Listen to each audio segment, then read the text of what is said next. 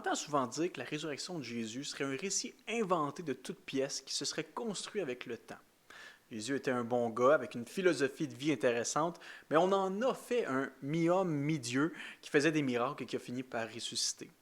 Cette hypothèse-là tient pourtant pas compte d'un élément vraiment central quand on étudie l'histoire de l'Antiquité, la distance de temps entre les données rapportées et l'événement lui-même.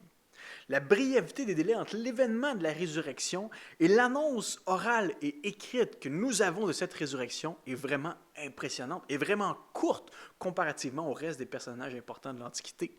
En fait, ça s'est fait le temps d'une génération.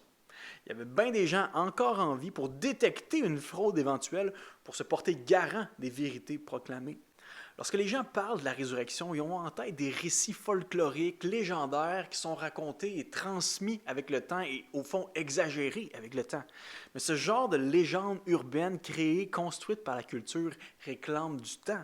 Énormément de temps pour se construire, des centaines d'années, et non pas quelques dizaines d'années comme la constitution du Nouveau Testament. Par exemple, la première lettre de Paul aux Corinthiens a été écrite seulement environ 25 ans après la dernière apparition de Jésus.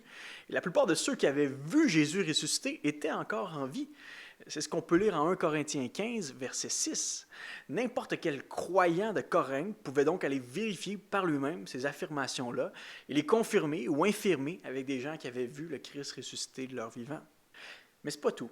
Si les textes relatifs à la résurrection ne sont qu'une construction littéraire, légendaire et fictive, sans fondement historique, va aussi falloir répondre à la question « Pourquoi avoir choisi des femmes comme premiers témoins de la résurrection ?» Il faut savoir qu'on faisait très peu de cas du témoignage d'une femme au premier siècle de notre ère. Heureusement, ça l'a changé. Mais selon l'historien Joseph, le témoignage des femmes ne pouvait même pas être admis dans un tribunal juif. Ça équivaudrait de nos jours à faire reposer une revendication juridique essentielle sur le témoignage d'une poignée d'enfants en bas de 5 ans.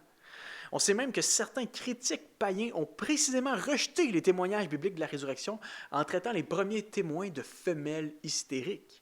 Richard Bauckham, un expert en Nouveau Testament, explique que dans le monde gréco-romain, les hommes instruits considéraient les femmes comme étant crédules en matière de religion et particulièrement enclines à la fantaisie superstitieuse et aux pratiques religieuses excessives. Ce préjugé culturel à l'encontre des femmes se manifeste même dans la réaction des disciples masculins lorsque les femmes, les premières allées au tombeau, leur annoncent la résurrection de Jésus. Le tombeau est vide, Jésus est ressuscité. Ils, les disciples, tinrent ces discours pour des rêveries. Ils ne crurent pas ces femmes. Si les disciples avaient menti et construit un faux discours par eux-mêmes, ils n'auraient certainement pas fait découvrir le tombeau vide aux femmes, mais plutôt aux courageux disciples masculins qui se seraient levés tôt le dimanche matin, qui auraient couru les premiers vers le tombeau et qui auraient vu Jésus ressuscité. Mais puisque les femmes avaient été les premières à découvrir le tombeau vide, les disciples ont jugé bon de signaler les choses telles quelles, de raconter les faits tels qu'ils se sont déroulés. Si les disciples avaient essayé de convaincre et manipuler les gens du premier siècle que quelque chose de vraiment incroyable, d'extraordinaire s'était produit en la résurrection de Jésus, la dernière chose qu'ils auraient fait, ça aurait été de baser leur histoire sur le témoignage de femmes. Puis en plus de ça, ils n'auraient jamais été aussi transparents quant à leurs propres défauts et leurs propres manquements. Les apôtres, là, ils ont vraiment mauvaise presse dans les récits de résurrection. Il est dit que tous ceux qui étaient avec Jésus l'ont abandonné, ils ont déserté, ils ont eu peur. Ils sont présentés comme des gens lents à comprendre, lents à croire. Pierre va renier publiquement Jésus à 3 reprises avec force alors qu'il venait de lui jurer qu'il ne l'abandonnerait jamais.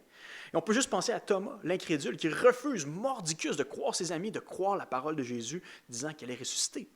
Habituellement, là, quand on invente une histoire, on ne se met pas comme la risée de l'histoire. On a trop de respect pour notre personne.